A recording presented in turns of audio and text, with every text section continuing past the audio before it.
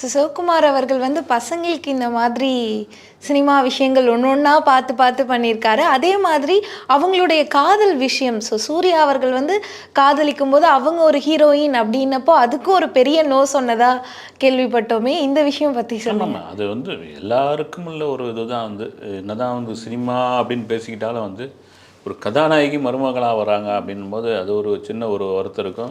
அந்த சமயம் மீடியாக்கள்லாம் கூட சிலதெல்லாம் கிசுகிசாக எழுதினப்பெல்லாம் வந்து வருத்தப்பட்டார், கோபப்பட்டு வேறு வழி இல்லை. அப்புறம் வந்து சூர்யா வந்து உறுதியாக இருந்தார், ஜோதிகாவை தான் திருமணம் பண்ணி ஆகணும்ன்ட்டு. சரி, சூழ்நிலை தெரிஞ்சுக்கிட்டார் அவர். மகன்களை விட சந்தோஷம் என்ன இருக்குது அப்படின்ற ஒரு விஷயம் வந்து அதனால் வந்து அந்த திருமணம் நடந்தது வந்து எல்லா பத்திரிகையாளரையும் வந்து கூப்பிட்டு ஒரு பெரும் விழாவாக வந்து ஒரு ஸ்டார் ஹோட்டலில் நடத்துனாங்க. இன்றைக்கி பார்த்திங்கன்னா ஒரு சிறந்த தம்பதிகளாக அவங்க இருக்காங்க. அதை தாண்டி ஒரு ரோல் மாடலாக இருக்காங்க. இதெல்லாம் ஒரு நல்ல புரிதல் தான். சூர்யாவுக்கும் ஜோதிகாவுக்குமான அந்த புரிதல் திருமணத்துக்கு பிறகு வந்து நீங்கள் சொல்கிற மாதிரி ஆரம்பத்தில் வந்து ஒரு வருத்தம் இருந்தது, ஒரு சின்ன எதிர்ப்பு இருந்தது. ஒரு சராசரி தந்தை மாதிரி தானே நான் நடந்துக்க வேண்டியதாக இருக்கும். அதை தாண்டி வந்து இந்த கல்யாணத்துக்கு ஓகே சொல்லி இன்றைக்கி வந்து நல்ல சந்தோஷமாக பாம்பேல இருந்துகிட்டு இருக்காங்க.